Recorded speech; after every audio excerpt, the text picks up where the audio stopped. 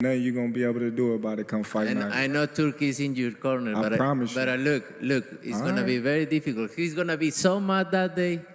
Believe me. I see you. I see you. You see I'm different. I see you too. How many fighters have ever been called the best pound-for-pound fighter in the world? These are two of them, and they're gonna fight. Canelo versus Crawford, a true super fight that only comes along once in a lifetime. Erislandy Lara knows the truth. He is the man who left the ring after facing Canelo Alvarez with a loss recorded, yet many saw his performance as a win. While boxing history marks it as a defeat, those who watched their 2014 fight saw a strategy unfold right before their eyes. This was a guide on how to take apart Canelo.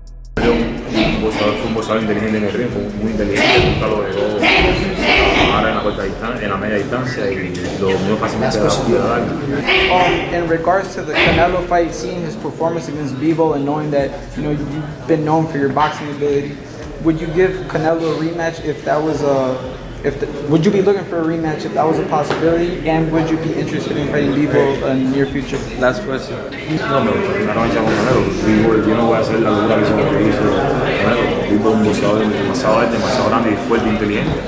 Y creo que me gustaría la revancha con Canelo. Now, Lara has made a surprising prediction. This isn't just another commentator's view.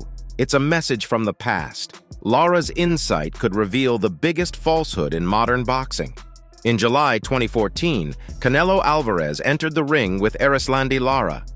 On paper, this was another step in Canelo's journey to greatness.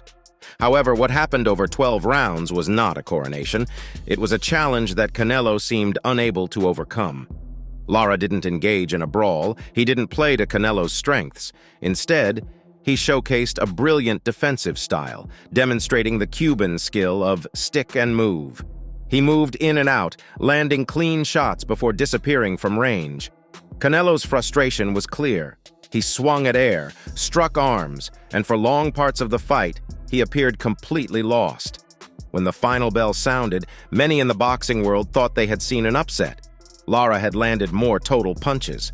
He set the pace and style of the fight, but when the scorecards were announced, Canelo was declared the winner by split decision, a result that stirred controversy. One judge scored the fight 117, 111 for Canelo, a score that drew immediate criticism. Many claimed Lara was robbed, a victim of the A-side advantage that often protects the sport's biggest stars. The fight was officially a win for Canelo, but it raised questions about his ability to face truly elite boxers. Fast forward to today, and that controversial night in 2014 feels more relevant than ever.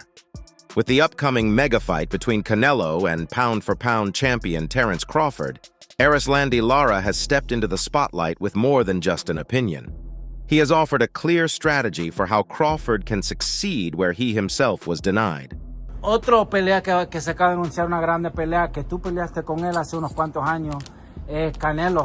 Canelo va a pelear con Crawford. Crawford se va a mover dos divisiones. Va a pelear con Canelo aquí en el Legion Stadium. Y tú que has peleado con Canelo, ¿qué crees que va a pasar con esa pelea? Bueno, ahora mismo Canelo es un boxeador fuerte. Crawford es un boxeador que está subiendo dos divisiones. Hay que ver primero cómo se siente de los 6 primeros rounds y después veremos el resultado. Pero creo que es una pelea muy interesante para los jugadores 50-50. ¿Es algo que tú te recuerdas de la pelea que Canelo y que te ayudó a seguir al nivel que tú estás? Porque peleaste con Canelo casi que 8 o 10 años y los dos son campeones ahorita todavía. Hace 12 12 años. En 2014. Que yo aprendí esa pelea, bueno, todavía estoy activo, gracias a Dios, no fui lastimado, no cogí golpe en esa pelea. Yo pienso que si Crawford no se deja lastimar y que no coge mucho golpe de Canelo al cuerpo y en los hombros, huele que tira para los hombros, creo que puede tener el triunfo. Lara's prediction is not just a guess. It serves as a warning from someone who understands Canelo's weaknesses better than anyone else. He calls it a 50-50 fight. But his advice to Crawford lays out a distinct path to victory. As long as Crawford uses his legs and doesn't let Canelo hit him in the arms, he has a very good chance of winning, Lara stated. He emphasized the need for movement, staying outside, and surviving the initial onslaught. This game plan feels hauntingly familiar. It mirrors the strategy Lara used, which left Canelo swinging at air. Lara's recent prediction gained more weight when Dimitri Bivol faced Canelo in 2022. Bivol, a talented light heavyweight, executed the same tactics that Lara had used. He relied on his jab, managed the distance, and avoided being a stationary target for Canelo's power shots. The outcome was a decisive, unanimous decision win for Bivol, a surprising upset that shattered Canelo's aura of invincibility. It also served as a stunning confirmation of the vulnerability that Lara had highlighted years earlier. The Bivol fight demonstrated that Lara's strategy was not a fluke. It was a legitimate formula. It exposed a critical flaw in Canelo's game, his difficulties against elite boxers who can control the range and avoid brawls. The Bivol loss wasn't just a defeat.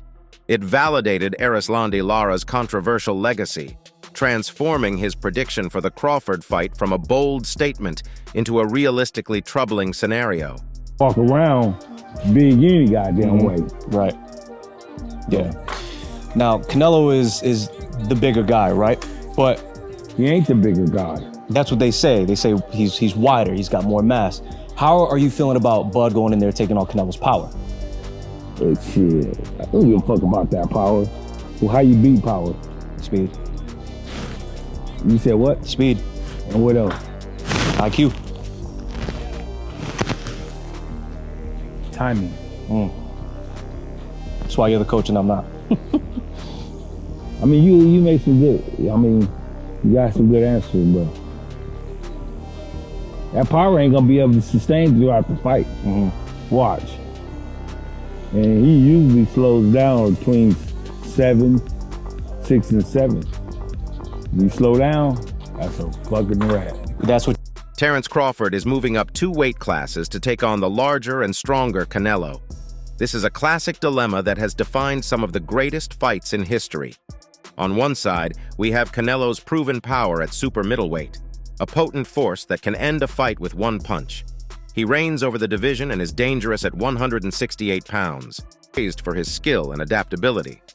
Many consider him the best boxer in the world, regardless of weight. The boxing community is alive with debate. Will Canelo's size and power overwhelm Crawford? Or will Crawford's speed, movement, and ring intelligence neutralize the bigger man, just as Lara and Bivol did? Adding another layer of intrigue to this match are the rumors surrounding Canelo Alvarez since his loss to Bivol. Some insiders and fans have argued that he hasn't looked the same in his recent fights. They refer to performances that, even if victorious, lacked the explosive dominance of earlier bouts. Questions are rising. Is Canelo still in his prime, or are the years of tough fights catching up to him? Has the Bivol loss created a psychological chink in his armor? These speculations can boost an opponent's confidence and create doubt about a champion. For a fighter like Crawford, who thrives on exploiting any sign of weakness, these whispers could be the first indication that the seemingly unbeatable king is more vulnerable than ever. Beyond the physical and tactical challenges, Crawford may also need to confront the troubling issue of controversial judging that has followed Canelo throughout his career. The Lara fight was not an isolated incident. Several of Canelo's biggest fights have drawn questionable scorecards favoring the Mexican superstar. This situation, often referred to as A-side privilege, suggests that the sport's biggest draw will generally receive the benefit of the doubt in close contests. This increases the pressure on his opponents, who often feel they must secure a knockout for a victory. Will Crawford be battling not just Canelo, but the judges as well? It's a dark cloud that hovers over every Canelo fight, adding a dramatic and conspiratorial edge to his showdown with Crawford. Sitting there, look at Williams' score, because he already know what the play was already. He already know he gonna win the fight. Canelo actually won a round where he threw 4 punches and didn't land nothing, and they gave the man the round. Man didn't do nothing. And then you got that fool Sergio Mora sitting there capping, non-stop capping, talking about all Williams' score is running and all this stuff. For Terence Crawford, this fight represents more than just another title defense. It is a moment of destiny for him, a chance to achieve something legendary. By moving up to challenge for the undisputed super middleweight title, Crawford aims to become the first male boxer in the 4-belt era to be undisputed in 3 different weight classes. The risk is significant, but the reward is eternal. The Canelo fight is Crawford's Mount Everest, the ultimate test of his skill, courage, and determination to become great. As the boxing world anticipates this super fight, the prediction from one of Canelo's most controversial opponents looms large. Erislandy Lara's words are more than just trash talk. They form a roadmap based on his experience and validated by Canelo's recent loss. The question is no longer whether Canelo can be beaten, but whether Terence Crawford is the fighter who can do it. Can he follow the Cuban's code, leveraging his superior skills to overcome the size and strength of a modern-day king? Or will he join the list of Canelo's victims, just another name in the champion's legendary record? The answer lies in a controversial past and a future that could reshape boxing for years to come. What if the biggest upset in modern boxing has already been predicted and we simply weren't paying attention? So that's all from today's video. If you enjoyed it, remember to leave a like, subscribe, and ring that bell icon so you never miss our upcoming videos. And don't forget to share your thoughts in the comments section. Stay tuned, and we will catch you in the next video.